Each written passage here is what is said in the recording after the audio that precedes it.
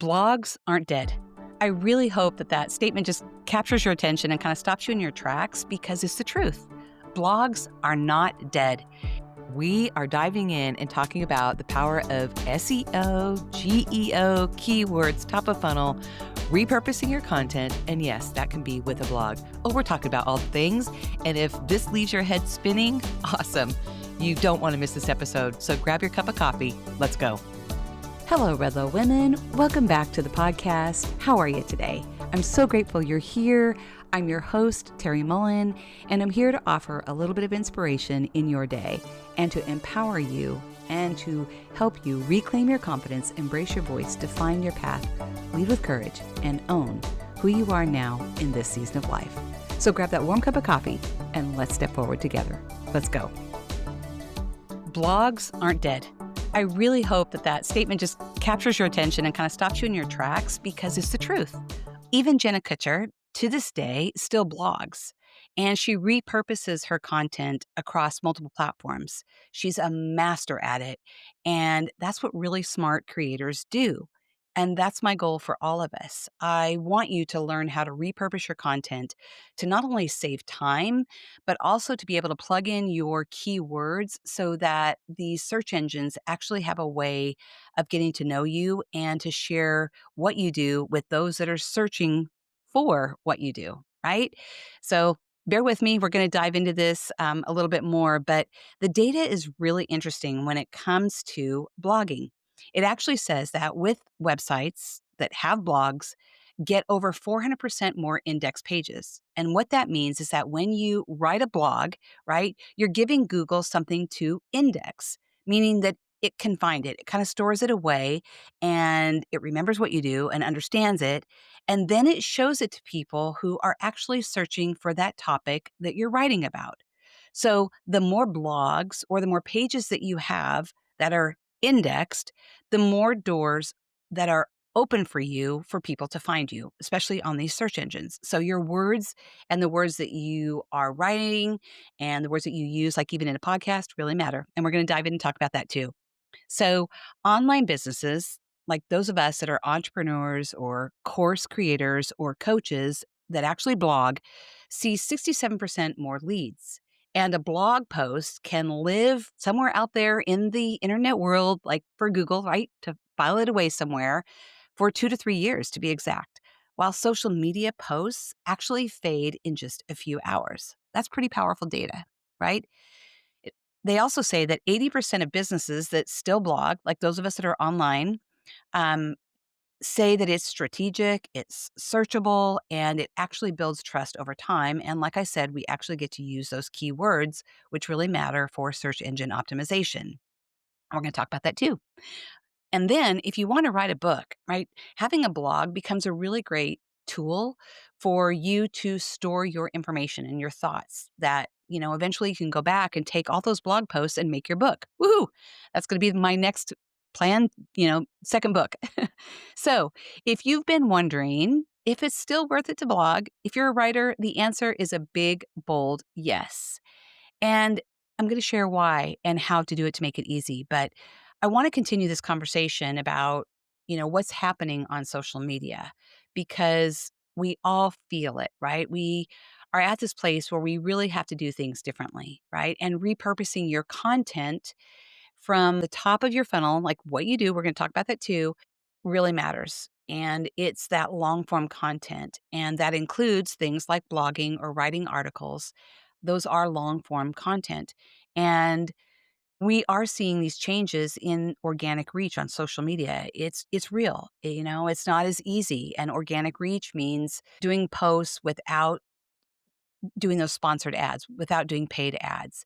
And you probably feel it too, right? It feels really dramatic. It feels like, whew, all of a sudden, like something has just really happened. And it has. And it's not all bad. I think this is a good shift. I think it's a good disruption. I think it's going to shake everything out. Like for those of us that are really here for the long haul, we'll see, right? But for me, it really reminds me too to get back to basics. I say all the time, I grew up in an entrepreneurial family. So it's really going back to what matters most and how to grow your business in that way, which is really organically focusing on your business relationships and building relationships and having deeper connections. It's not just this surface fluffy stuff. And maybe you're feeling like, okay, Terri, like, how do we even do this, right? It all feels so hard right now. And it does. I get it. And that's okay. I think we just have to learn to, step into our courageous cowboy boots and toughen up a bit and figure out how we're going to keep moving forward, because growing online is just so much more than showing up and doing a post, right? Which is what many of us were taught. And as I shared last week, a post or a short reel or some kind of B-roll, right? Something really fun that's created in CapCut. It's sexy, right? It's fun to do. And there's all these templates you can do. And it might stop that scroll for a hot minute. And that's okay. You want to do that. But that can't be the only thing you do. You've got to do more. Growing your business online requires more. It's requiring deeper connection and building relationships. And people want to know more. They're not just stopping at that first hello, right? They want to know more about who you are, and they want to know how you can help them. Are you the one that can help them solve their problem and move through their struggle and get on the other side with some tangible results? That's really what they're wanting to know. Some people have really been burned through this process, right? And you've heard the saying that people pay for speed. Can you help them get there faster? Hopefully you can with what you've learned through your struggle and overcoming what you've overcome, right? My grandfather always said something really interesting. He said that building your business requires three things: customers, those are people and your community; consistency, which is delivering a quality product and doing that over and over; and then having a commitment to yourself and to your community and to your customers and to your business, and having the grit to keep going, especially when it gets hard, because it's going to. I think those are really wise words to live by, and I still do. So I know a lot of you have learned a lot along the way, or you wouldn't even be listening to this podcast, right? Or you're probably curious. You've learned tools, you've gained knowledge, right? That's what that knowledge industry is all about. You've gained tools along the way, both personally and professionally, that have not only helped you, but can also help someone else. And I know that you have incredible experience. And um, I know that you've learned things that can really help someone else move forward with what they need to do in their life, right? Either personally or professionally. And when you share your experience, when you share your business with others, doing it in with long form content becomes the catalyst to really connect with people. It can't just be this surface, float around the top stuff anymore. People just aren't buying it. And it's okay, right? Like I said, but people really want to get to know you. And the way they do is through you showing up on these videos and speaking, or your written content, mostly now like longer articles, and podcasting, which is what I do here and why I love this so much. I still do. So, now we have tools that can help us do all of this and do it faster. That's what AI is all about. And I teach a platform that allows you to um, share your content in many ways across different platforms. And I love AI. This is what the part of it that I love. And I think it can be a really great tool for all of us as long as we're using it wisely. We're using it to simplify and to strategize and to save time so that we can focus more on what matters, which is growing our business, and then the human component, helping others, really focusing on helping people, right? So I say, bring on AI, right? We don't have to be afraid of it. And that's why I was doing this podcast. It's interesting. I was thinking about when my daughter sent us a text and said, okay, there's something new called ChatGPT. I think you're going to love it and you need to learn about it and try it. And it's true. I do love it. And I have learned a lot about it. And I hope you have too. I don't want you to be afraid of it because it is a tool. It's a very powerful tool that will help you strategize and simplify and save time when you use it wisely.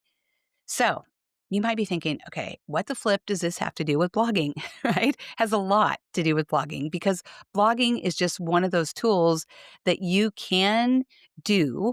It's just another way to connect with people. And if you're a writer like I am, I still believe in it. And it's a great way to really share more of who you are and to repurpose your content, right?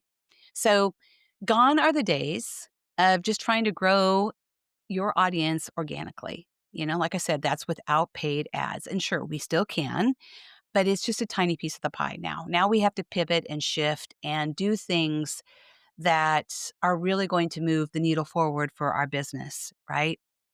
So, just hoping to show up on social media and hoping to make, connections and get traction from just those few posts no longer work, right? I'm sure you're already seeing that. As my husband says, hope is not a strategy. So, seriously, it's not. Hope is not a strong, solid business plan. And I've tried it. I've made all the mistakes for you, but it doesn't work, right? In addition, showing up and doing multiple posts a day, which is now what Facebook and Instagram are both suggesting. They're saying 4 times a day to show up and post, right? Like, who the flip has time for that? Think about it. Facebook and Instagram have different goals, right? They want you to show up and be on their platform for as long as possible, but you have different goals. You have different goals to grow your business, and it's not spending all these hours on social media because you're going to burn the candle at both ends and you're going to burn out. So it's not sustainable, and it can be such an incredible time suck. And there's not a lot of return on that investment, right? And you're here to be a person of influence, not another influencer. So, as all this shakes out and is disrupted, it's going to be interesting to see who and what is left and how this evolves and changes. So, I hope you're here. I hope I'm here too. So, as my husband says, in the financial world, there's always a bull market somewhere. And what that means in the investment world is that there's always an opportunity to invest. And no matter what the market is doing, right? And the same applies here to us. For those of you here in the online space, there's always an opportunity for you. You just have to pause sometimes and find it. And we have to be flexible enough to know when we need to pivot or when we need to exit and cut our losses if something isn't working. But you just need a strategy and you need a process. And it's always good if things aren't working to kind of pivot and figure out, okay, I need new strategies. I need new processes. How can I be more efficient? What do I need to do? What am I missing to to move forward, right? So it's not just those sexy sound bites. And I really am, kind of hammering in on this a little bit because I want you to move past that. It's easy to do that. It feels fun. It feels like we're busy. It's just busy work, you know? Like my kids used to say, like coloring in the maps in seventh grade, that was just busy work. It's not really moving the needle forward or providing that in-depth education that you really need. So, like I said, I love doing all those CapCut things too because I have a very, very creative side. But we really need to stay focused on what is going to grow our business and how do we do that, right? Where do we start? Well, we have to start at that top of the funnel. And I'm sure that you have heard that word. I've used it even here a couple times with you here. So, what does that mean? Well, it's thrown around a lot, right? Like I said, but it's actually what's at the very top of what you're doing, right? How are you bringing people in? What are you pouring in that draws people in and narrows it down to that funnel to how you actually help them? It gets really narrow, right? What are your tools? How do you actually meet them where they are and help them?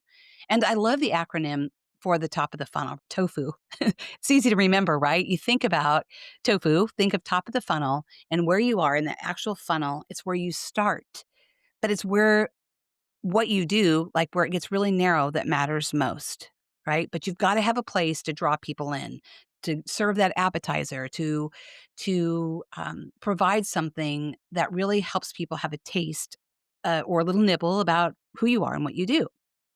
So I say, and my husband and I were on a walk today, and I said, "What is it that you love to do? Like, as far as the platform that you like to be on, what is your favorite mode of communication?" Because for me, that's where it really starts. I think, we have to love the platform that we're on. We have to really be clear on the way we like to communicate because that's where we're going to show up and bring awareness to our ideal client, let them know who we really are. So for me, it's the podcast. After 162 episodes, I love this more than anything. It lights me up. It relaxes me to sit here and talk to you.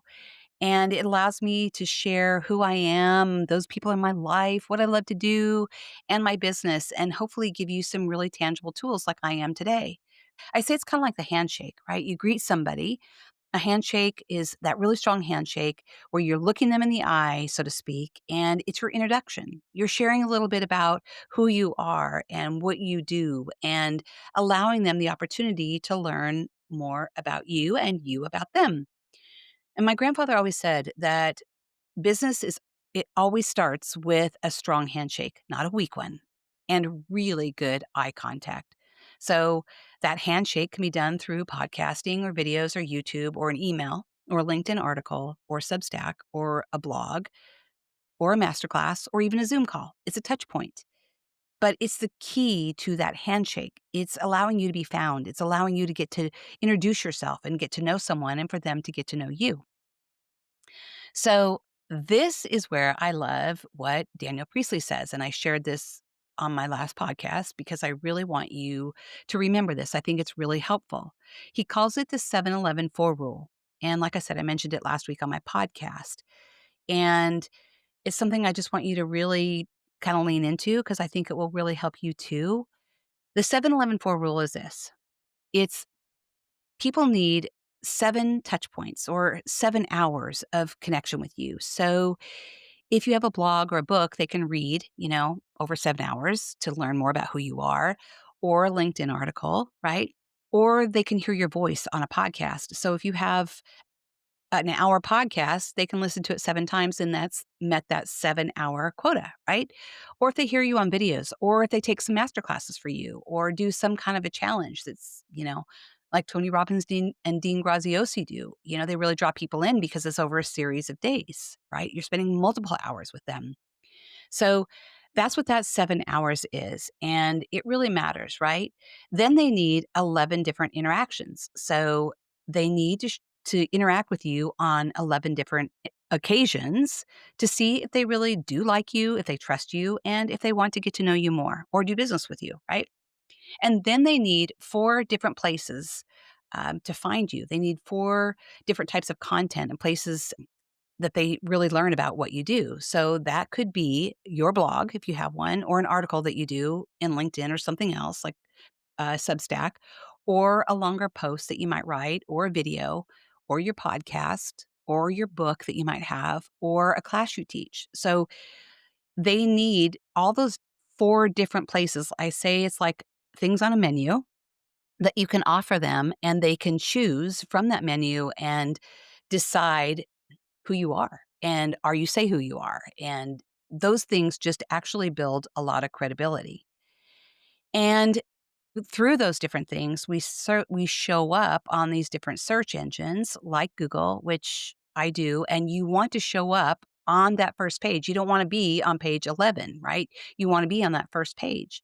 Or even through YouTube or Pinterest, which are also really solid search engines today. And it matters, like I said, where you land on that page, especially of Google, you want to rank. And now these different large language models, AI, that we know is like ChatGPT and Gemini and Copilot, actually are going to have their own search engines. And you've probably seen that OpenAI, also known as ChatGPT, has rolled out Atlas. It's their search engine. So they are providing now opportunities for you to be found on those AI search engines, right? In fact, my daughter just said to me that her newsletter was referred to someone by ChatGPT. How awesome and cool is that? We all want that, right? So Atlas is now available for those that have Mac or are iOS users, and eventually it's going to be rolled out for those of us that have PCs. And these other large language models will be on board soon too. So it's all coming, right? So we really need to be paying attention. We need to be visible. We need to be clear. So instead of SEO, those search engines for AI or those large language models are known as GEO, which stands for Generative Engine Optimization. I got a little bit tongue tied there, but it's basically SEO for AI. So that's how um, AI helps you be found, right? And as we move along in this, it matters. So don't get left behind. Really pay attention to this. Start, really finding your keywords and who you are and, typing all this stuff into ChatGPT. And that's probably a whole other conversation because I'd love to talk about custom GPTs, which I am now on um, a path to doing. So, anyway, all this matters, right? That's basically what I'm saying. So, yes, blogging, writing, doing articles, it all matters. It's just another way for you to share who you are. And like I said, you want that as part of your menu, like Daniel Priestley talks about in his 7-Eleven 4 rule. All right. So, with these search engines, it's really important to have keywords. And you've probably heard that thrown around, or maybe you even understand it. You know what those are. But those are words that define not only who you are and what you do, but also words that your ideal client or people that are searching for help from someone like you type in. They type those keywords into Google and now into AI. And those keywords can be sprinkled in your podcast title, your podcast description, your articles that you write on LinkedIn, and your blog, and even in your post to some degree. So these keywords really matter, and it matters that you're really clear on not only your ideal client, but what you're putting out into the world and what the words are that you use, and you want to be consistent with it. So all that to say that keywords really, really matters.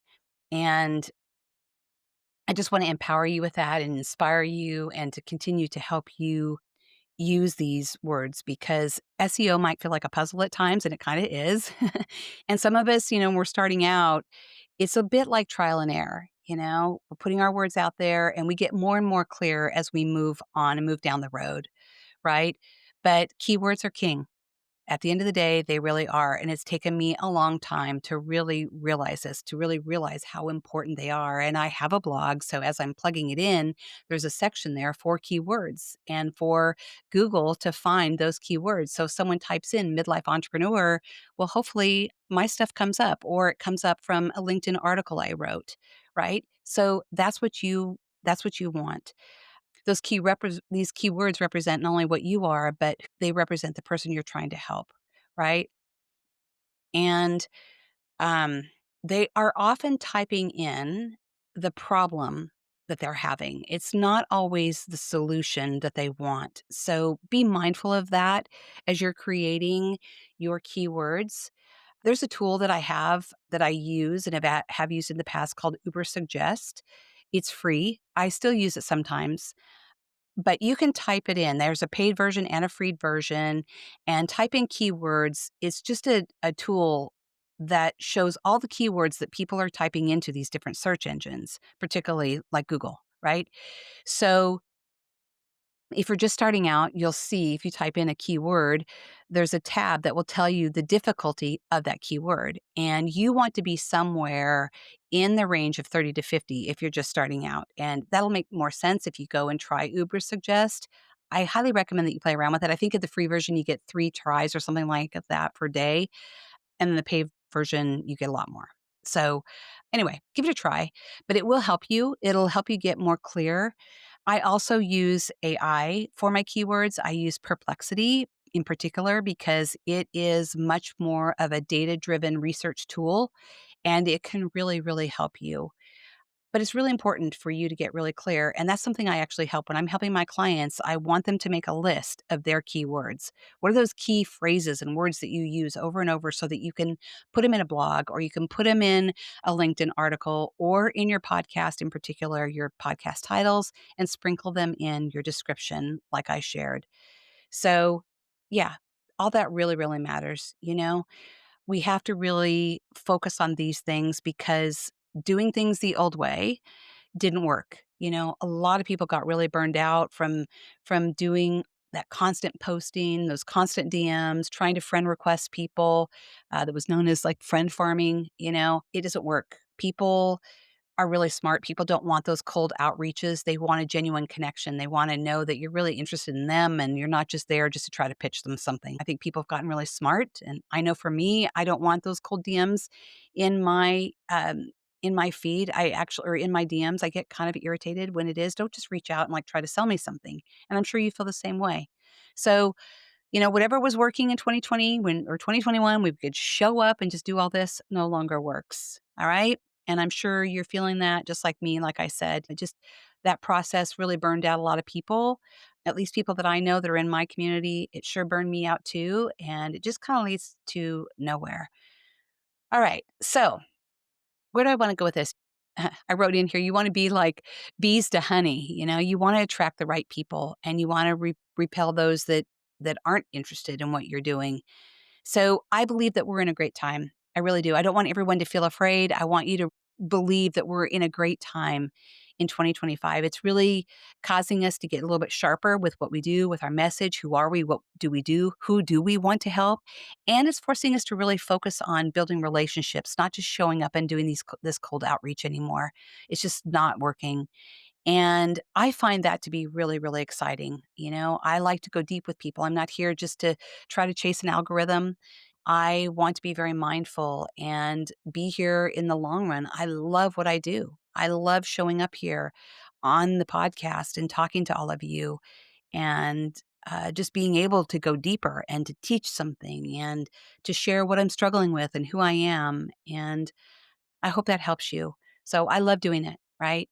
This space just relaxes me, always. It just makes me smile, and it's my happy place, and I want to continue to show midlife women how they can step forward, and to teach you the things I've learned, the mistakes I've made, and how I got on the other side of it. So this is my top of funnel, and I do teach this. If this is something that you're interested in doing, I have a podcast class called Podcast Made Simple.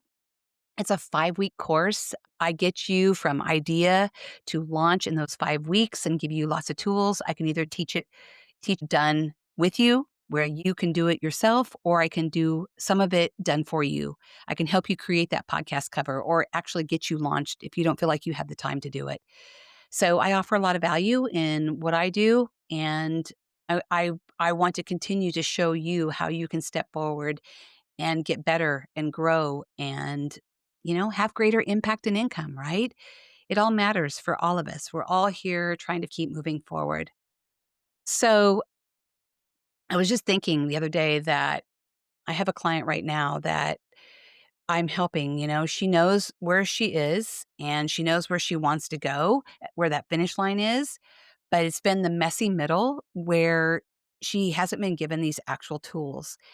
And I have found this for myself. I've spent a lot of money and time taking a lot of these different courses. I knew where I was. I got some tools in the beginning and I knew where I wanted to go, how I wanted to get to that finish line, but I didn't always have those tangible tools in that very messy middle to really get me where I wanted to go.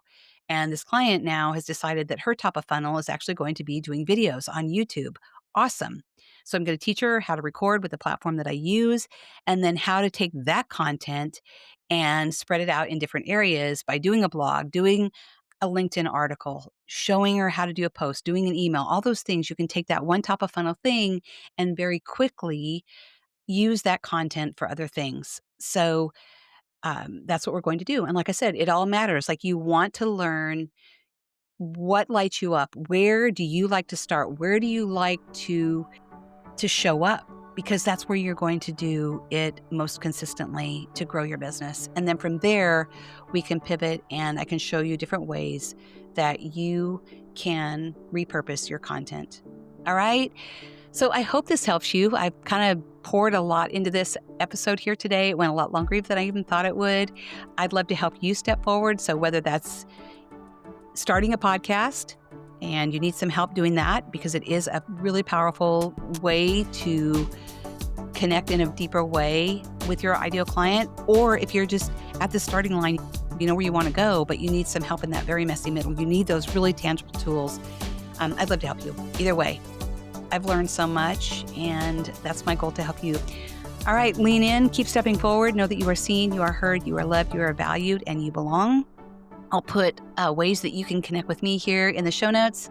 Until we meet again, keep stepping forward and have an amazing day. All right, lots of love. God bless. Thank you so much for being here today. I hope you have a few key takeaways that you can apply to your life. And if you don't mind, take a few moments and leave a review that lets other women know that we're here making a difference in your life and theirs as well. Until we meet again, God bless.